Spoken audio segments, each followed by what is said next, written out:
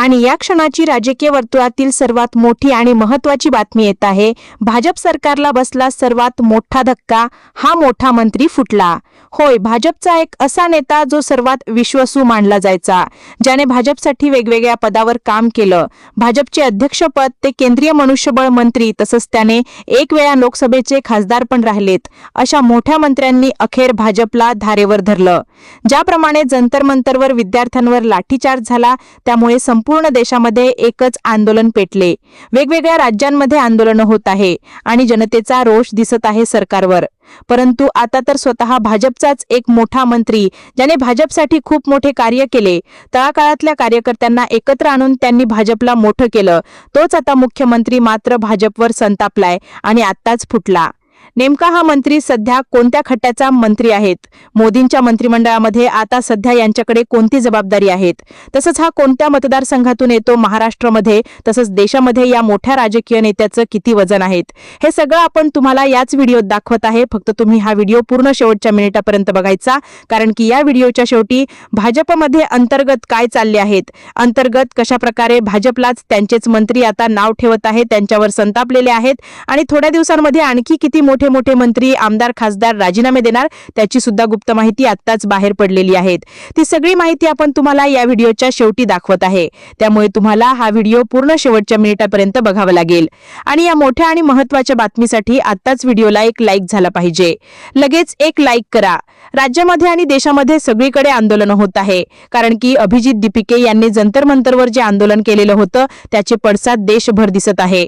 विरोधी पक्षनेते तसंच इतर पक्षातील नेते सुद्धा आता या संपूर्ण घटनेवर संताप व्यक्त करीत आहे। परंतु यावेळी भाजपच्या एका मोठ्या मंत्र्यांनी मात्र भाजपलाच घरचा आहेर दिला, ते भाजपवरच संतापले। विद्यार्थ्यांना समान योग्य नाही ते देशाचं भवितव्य आहेत, तर हे मंत्री नेमके कोण आहेत? तर मुरली मनोहर जोशी, जे अटल बिहारी वाजपेयी यांच्या काळामध्ये त्यांच्या मंत्रिमंडळामध्ये वेगवेगळ्या पदावर प्रमुख जबाबदारीने काम केलं, भाजपचे अध्यक्ष राहिले, मोठ्या मंत्रिपदावर राहिले, त्यांनी आता भाजपला चांगलाच धारेवर धरलं। नेमकं ते काय बोलले? तसंच भाजपमध्ये सध्या कोणते इतर मंत्री नेते भाजपलाच नाव ठेवत आहे? देशातील नीट पेपर फुटल्यानंतर 20 विद्यार्थ्यांनी आत्महत्या केली आणि त्याची जबाबदारी म्हणून भाजपच्या केंद्रीय शिक्षण मंत्री धर्मेंद्र प्रधान यांनी राजीनामा द्यावा, अशी विद्यार्थ्यांची मागणी आणि त्यासाठी जंतर मंतरवर आंदोलन।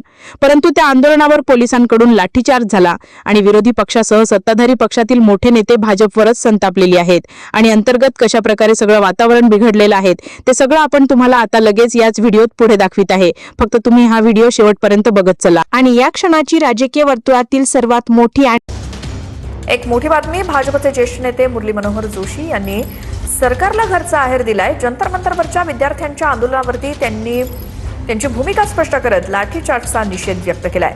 पोलिसांनी केलेल्या कारवाईवरती आक्षेप व्यक्त केला असून विद्यार्थ्यांचे मुद्दे हे रास्त असल्याचं मत त्यांनी व्यक्त केलंय। या आंदोलनाकडे फक्त कायदा आणि सुव्यवस्थेच्या दृष्टिकोनातूनच पाहणं अयोग्य असल्याचं ते म्हणाले। त्यांनी पोस्ट केली आहे, गेल्या अनेक दिवसांपासून देशातील विविध भागातून दिल्लीच्या रस्त्यांवरती विद्यार्थी आंदोलन करतायत आणि या आंदोलकांवरच्या लाठीचार्जचा मुरली मनोहर जोशींकडून निषेध करण्यात आलाय। ज्येष्ठ भाजप नेते आणि माजी केंद्रीय मंत्री मुरली मनोहर जोशी यांनी सरकारला घरचा आहेर दिलाय। दिल्लीमध्ये सुरू असलेल्या विद्यार्थ्यांच्या आंदोलनावर त्यांनी ट्विट करत विद्यार्थ्यांना पाठिंबा दिला। शिक्षण व्यवस्थेबाबत विद्यार्थ्यांनी व्यक्त केलेल्या चिंता वाजवी आहेत असं सांगत त्यावर बळाचा वापर न करता संवेदनशीलतेने आणि सहानुभूतीने तोडगा काढायला हवा असं त्यांनी म्हटलंय।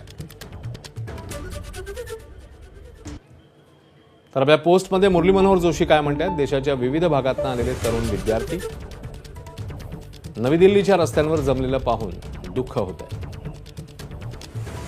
विद्यार्थ्यांची चिंता आणि समस्या रास्त आहे। आंदोलनाची दखल सहानुभूतीने आणि संवेदनशीलतेने दीर्घकालीन उपाययोजनांच्या दृष्टिकोनातून घेतली जावी। महिला तरुणींवर बळाचा क्रूर वापर पाहून वेदना झाल्या आहेत। बळाच्या वापरामुळे विकसित भारत या संकल्पनेपासून समाजातला मोठा वर्ग दुरावण्याची शक्यता आहे।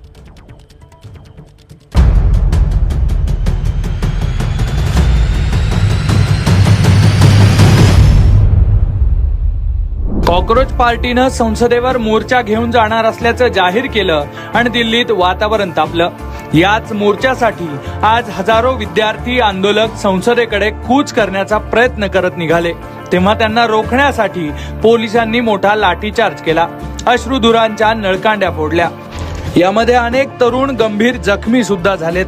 कॉक्रोच पार्टीच्या याच आंदोलनातले काही थरकाप उडवणारे व्हिडिओ समोर आलेत. दिल्लीत संसदेजवळ काय काय घडलं तेच या 10 दृश्यांमधून समजून घेऊ. बंदोबस्त तोडून तरुण धावले. पहिलं दृश्य, पोलिसांनी संसदेकडे जाणारे सगळेच मार्ग आज रोखून धरलेले होते. सुरक्षेच्या तब्बल 9 कड्या तयार करण्यात आल्याची माहिती समोर आली आहे. अनेक ठिकाणी बॅरिकेडिंग करत साखळीनं उभं राहून पोलीस आंदोलकांना रोखत होते, पण गर्दी वाढत गेली आणि तरुण पेटले. तरुणांनी बंदोबस्ताच्या कड्या मोडत थेट संसदेकडे धाव घेतली, तेव्हा तरुणांची ही मोठी फौज धावत जाताना दिसली. दुसरं दृश्य आहे दगडफेकीचं. आंदोलनादरम्यान आंदोलकांना नियंत्रित करताना पोलीस आणि आंदोलकांमध्ये मोठा राडा झाला. यावेळेला त्या ठिकाणी मोठी दगडफेकही झाली. पण समोर आलेले व्हिडिओ आणि कॉक्रोच जनता पार्टीनं केलेल्या आरोपांनुसार पोलिसांकडूनच आंदोलकांवर दगडफेक झालीय. त्यामुळे आता या प्रकरणाची मोठी चर्चा होते. पण या व्हिडिओची दुसरी बाजू नेमकी काय ते सुद्धा समोर येणं महत्वाचं असणार आहे. तिसरं दृश्य आहे विद्यार्थ्यांवर झालेल्या लाठीचार्जचं. कॉक्रोच जनता पार्टीनं केलेल्या आवाहनानंतर हजारो तरुण आज जंतर मंतर परिसरात दाखल झाले, तेव्हा त्यांना संसदेत जाण्यापासून रोखण्यासाठी पोलिसांची मोठी फौज रस्त्यावर होती. तसंच इतर सुरक्षा यंत्रणांचे जवानही तैनात होते. जेव्हा तरुण संसदेकडे निघाले आणि पोलीस त्यांना रोखू लागले, तेव्हा राडा झाला. तरुणांनी पुढे जाण्यासाठी जोर लावताच पोलिसांकडून लाठीचार्ज झाल्याचं पाहायला मिळालं. चौथं दृश्य आहे संसदेच्या आतल्या सुरक्षेचं.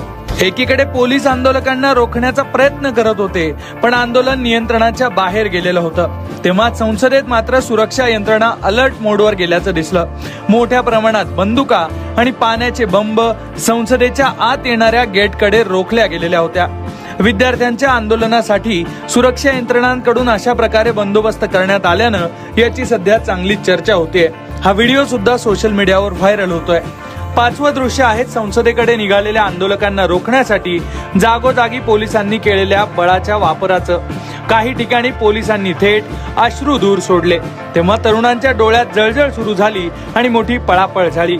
पण तरीही गर्दी कमी होण्याचं नाव घेत नव्हती. 6वं दृश्य आहे दिल्लीतल्या वाहतूक कोंडीचं. संसद भवन, जंतर मंतर आणि आजूबाजूच्या मेट्रो स्टेशनच्या परिसरात मोठ्या प्रमाणात आंदोलकांनी सकाळपासूनच गर्दी केलेली पाहायला मिळाली. पण दुपारनंतर बऱ्याच भागांमध्ये ही गर्दी नियंत्रणाच्या बाहेर गेली, तेव्हा रस्त्यांवर आंदोलकांची गर्दी आणि ठप्प झालेली वाहतूक हेच चित्र पाहायला मिळत होतं. 7वं दृश्य आहे दिल्लीतल्या या आंदोलनात अनेक महिला आणि मुलींवर झालेल्या लाठीचार्जचं.